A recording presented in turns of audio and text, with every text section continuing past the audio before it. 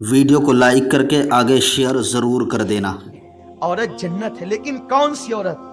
अगर औरत फातिमा और ज़ैनब है तो जन्नत है, औरत राबिया है तो जन्नत है, औरत नफीसा मिस्री है तो जन्नत है, औरत उम्मुल खैर है तो जन्नत है, औरत उम्मुल वरा है तो जन्नत है, औरत उम्मे कुलसूम है तो जन्नत है।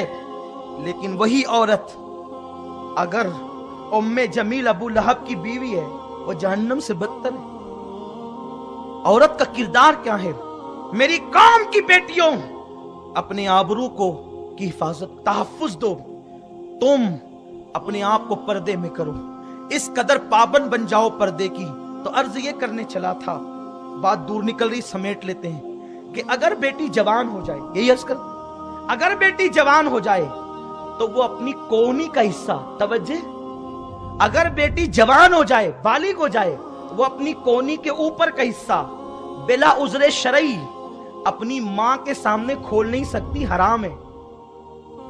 बाप की बात नहीं कर रहा हूं अभी, भाई की बात नहीं कर रहा हूं अभी, ये जो कोहनी के ऊपर का हिस्सा है, ये हिस्सा जवान होने के बाद वो मां के सामने बिला उज़्र शरई खोल नहीं सकती।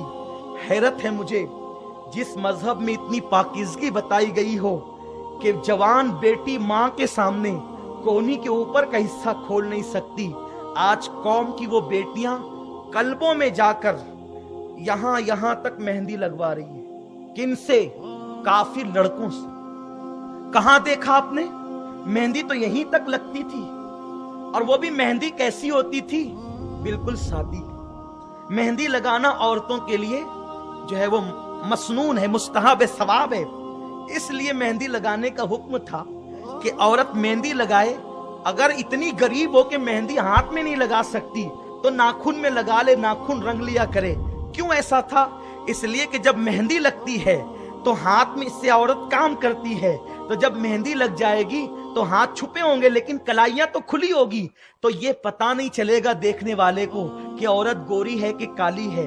मेहंदी की बरकत से उसके हाथों की रंगत छुप जाएगी। तो मेहंदी का हुक्म तो यूं था, लेकिन आज तो कौन खरीदी जाती है और बेल बूटे बनते हैं। चलो यहां तक भी था, लड़कियां लड़कियों को लगाती थी तो ठीक था, लेकिन अब तो लड़कों के पास बाज़ाब्ता तौर पे यहां तक सीरियलों में देख रही है, कहा ये फला सीरियल में यहां तक मेहंदी, शादियों में वहां तक मेहंदी। ओ नादानो, तुम सीरियल देखकर शादी ना सीखो।